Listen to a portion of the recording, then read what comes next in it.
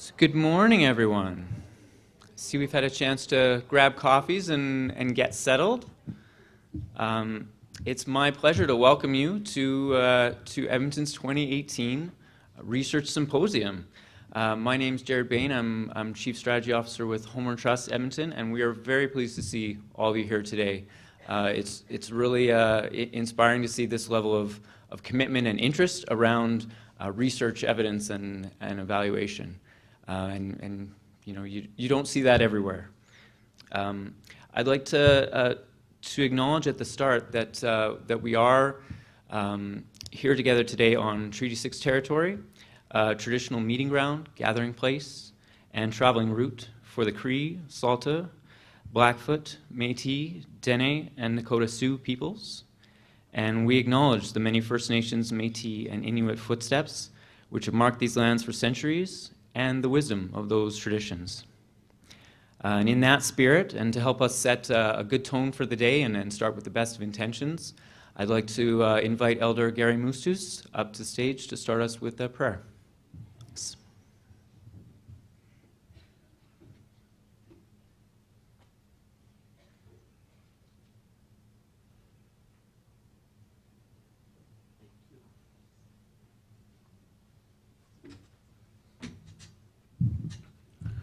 Good morning. My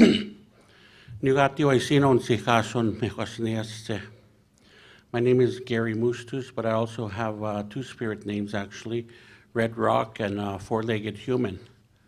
So I've acquired those names through my time. I too am a visitor here in Treaty 6 territory. I come from the Treaty 8 territory, but this has been my home, and this is where my heart has been for many, many years. I'd say about 25 years now. And as I was looking through this book this morning, how my heart has been here and connected to this territory, I looked at the hands of some of these people, and there's no faces, just the hands. And I recognize those hands. I look at the silhouettes of these people. I know these people by just looking at their shades. So when you're connected to something as powerful as that, you know that you're doing something good. Your heart and your mind is connected to what you're working towards.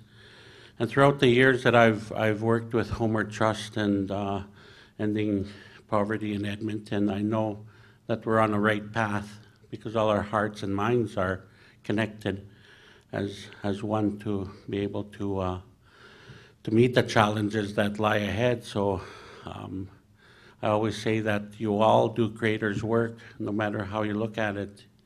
It's Creator's work that we do every morning, and those challenges that we face, Creator walks with us, either through your own faith practice or whichever way, but you're not alone in what you do. So today I'm going to, with our opening, I'm going to ask all of you just to stand and face the east. I'm going to see who knows where east is. Me and Johnny were having this discussion, so it's that way. So we all are visitors probably from different territories. Our parents, our grandparents came from maybe overseas. We all have energies in those directions from where we come from. So today I'm going to ask those energies and those medicines and those spirit guides that sit in those directions to be with you here today, to open your minds and your hearts, to be able to be focused as to what you're going to discuss here today and to be grounded.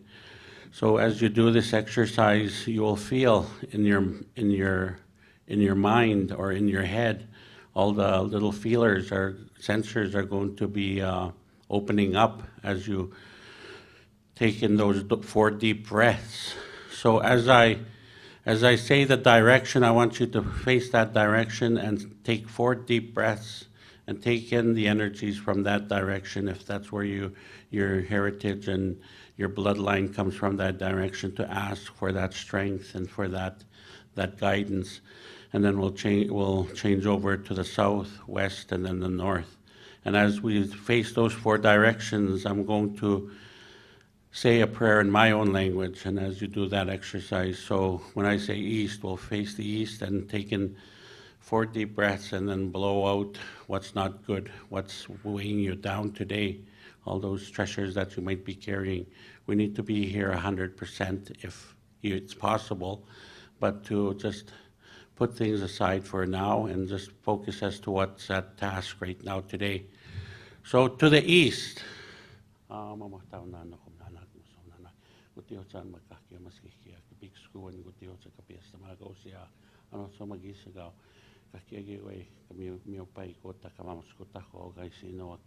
to the south,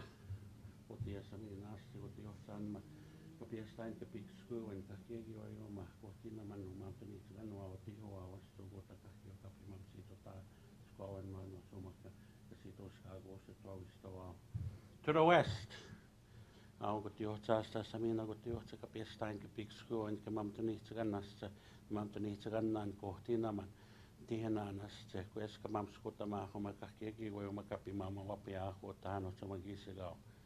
to the north,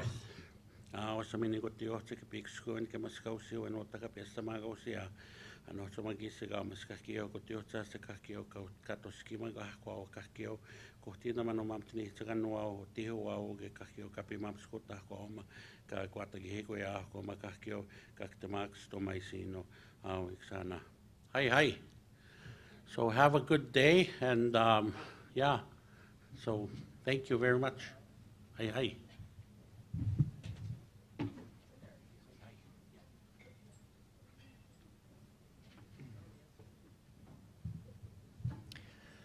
So thanks very much to Elder Masseuse. That's a great way to start us off and a great way, I think, to ground us for the day. Quick housekeeping notes just before we get started. The washrooms are out the door and to your right. And if you could all take a quick moment to pull those cell phones or devices out and silence them. And I ask that you do that even if the person sitting next to you is watching you do that smugly because they've already silenced their devices. And the reason being, of course, that we are webcasting the symposium today so that those who are unable to attend in person with us today can still see the presentations and the content later on. Not that we are against phones or devices during the symposium today. I would definitely encourage you to be sharing on social media throughout the symposium, and the hashtag End Homelessness is always a good conversation, and an event like this especially. I'd like to quickly as well acknowledge just some of the partners without whom today's symposium would not have come together, and we wouldn't be able to gather here today. Firstly, our symposium today is funded in part by the Government of Canada's Homeless Partnering Strategy. We'd also like to recognize the support of the Government of Alberta in all of our local work to end homelessness. And in particular, we're going to be talking a lot today about data and our local data infrastructure, and the province has been instrumental in supporting the development of that over the years. The City of Edmonton as well is a strong supporter of Edmonton's updated plan to prevent and end homelessness and of local affordable housing initiatives, and the city is well represented here today as well. So and it is, of course, Homeward Trust Edmonton that coordinates the research symposium for us. And we do that as part of our work to lead and support efforts in Edmonton to end homelessness. In this work, though, we're extremely grateful for the support and advice of our local research committee, which is made up of a group of stellar experts, researchers, sector experts, who advise us and help to shape our local research agenda to keep our work moving forward. Now those folks, I would love to have them recognize each and every one of them individually, but the list is too long. We'd be here for quite a while. And I know not everyone from the committee was able to join us today. So if you'll indulge me really quickly, I'd like to recognize those members of the committee. If you are a member of our research committee and you're here today and you're comfortable with standing to be recognized, that would be fabulous, but we won't force you today. So the research committee is made up of Esther DeVos, Sandra Nyo, Jeanette Wright, Kathy Kovacs-Burns, Kofi Amo, Korch Chan, Lindsay Broderick, Lois Gander, Mike Van Boom, Phyllis Steeves, Sandeep Agrawal, April Guzanowski, Tracy Mercier, Sarah Barber, and with the support of Duncan Scott from Homeward Trust. So I'd ask please I see no one is standing, that's okay, we have a shy committee, but please do join me in recognizing their efforts. It's with their help that we were able to plan and put together this symposium today. So thank you to the research committee.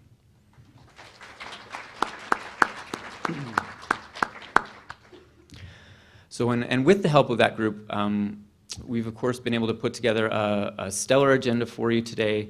The symposium this year is entitled Influencing Policy and Affecting Practice. And this research symposium has for years been a venue to showcase exactly that. So research that makes a difference to the work of ending homelessness in Edmonton. We're very pleased today that you're able to join us as we take the opportunity to share some of that knowledge, share some of the good work that's been going on locally, and together tackle that challenge of how to really make the most impact through our collective work in this space. And right now is actually a very exciting time in our sector when it comes to the impact of research and data. And if you'll indulge me for just a moment, I'll explain a little bit more about what I mean about that.